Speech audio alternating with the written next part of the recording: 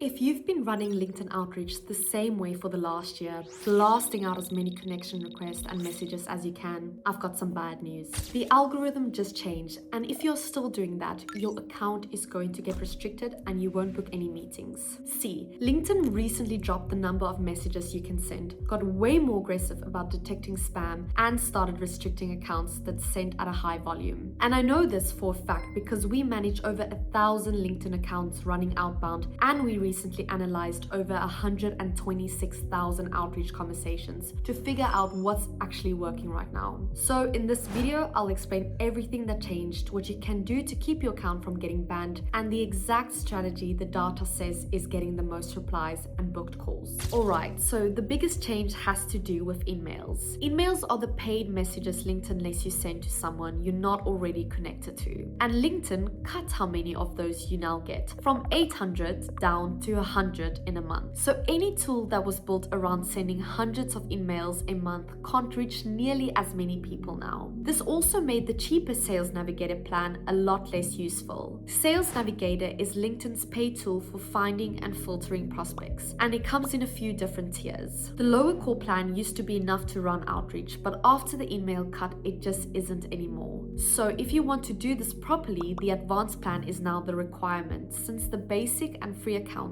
are limited on purpose. LinkedIn got a lot stricter about detecting spam too. It now tracks the device and setup you log in from, so if you get restricted and make a fresh account on the same computer, LinkedIn recognizes it is you and restricts that one as well. And those cheap automation tools everyone runs are one of the main things it looks for now. So unless you want to get your account flagged, don't use one. The last big change is around your social selling index. Your social selling index, or SSI, is a score from 0 to 100 that LinkedIn gives you for how well you use the platform. And it used to be something almost nobody paid attention to. If you want to check your own SSI score, it's super easy. Just head to linkedin.com/sales/SSI while you're logged in, and it will pull up your score right away. You'll see your total out of 100 broken into 4 categories right here. So if your score drops below 70, LinkedIn flags you faster and it limits how many people you are able to message. How not to get your account banned. With all that said,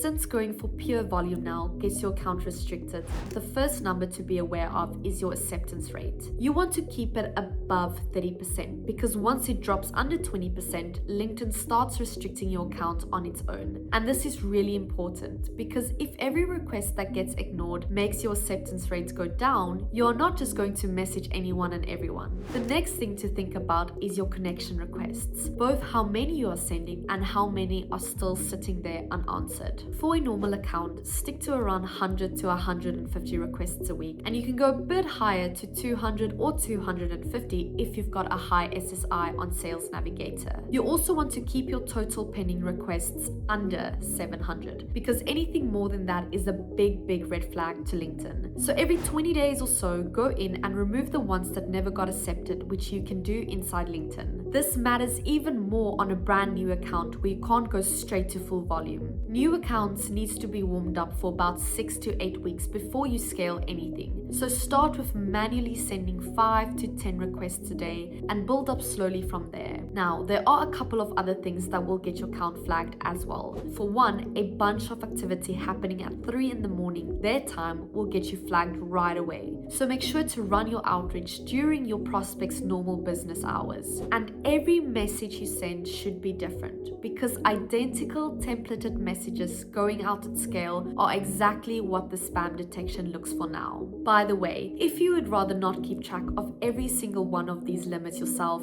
click the first link below this video to book a demo with Valley. It runs your LinkedIn outreach for you safely, and since it's trained on the 500,000 positive replies we've generated for our customers, it already knows the exact kind of message that gets people to reply. Anyways, back to the video. Who actually replies now? So even once your account is safe, none of it matters if you're messaging the wrong people. We looked at 126,113 LinkedIn outreach conversations to see who actually replies and who ignores you now. And the first thing we notice is that even when someone does reply, only about 28% of those replies are actually interested. So who you message matters way more than how many people you message. The thing that surprised us the most was which job levels actually reply. Founders and C-level execs replied with an interest about 30% of the time, and so did individual contributors, which are the people actually doing the day-to-day work. But VPs came in at 20% and directors at 24%, making them the two worst groups to reach out to. So you're better off going after either the decision makers at the top or the people actually doing the work, and skipping the VPs and directors in the middle. Now, there was one group that replied worse than everyone, and it's probably who a lot of people target first. Salespeople were the single worst group to reach out to, replying with interest just 19% of the time. This is because they see cold outreach all day, so they spot it instantly and ignore it. The people in engineering, product, and founder roles were all above 31%, so they are far more likely to respond positively. Now, once you're reaching out to the right people, you need to be intentional about the message you send them. The biggest thing we saw from the data was referencing something specific to them, like a detail about their company, a mutual connection, or the exact post that they just wrote. Doing that nearly doubled the number of people who replied with interest, and it worked even better on founders. To do that, you go look at their profile first, see what they've been up to lately, and pull the one detail that's most specific to them. Then you open your message with that detail and connect it to your reason for reaching out, so it is obvious the message was written just for them. But actually doing that research for every single prospect at scale just isn't possible, which is part of the reason we built Valley. It goes through each prospect's profile and recent posts to find a specific detail about them and personalizes your message even when you are sending thousands. Follow-ups were the next thing, and fewer is actually better, since the third and fourth messages in a sequence just made people less interested. We also saw that shorter messages did better, with around 30 to 35 words being the sweet spot for an email, while the long ones barely got any replies. Fewer messages, more meetings.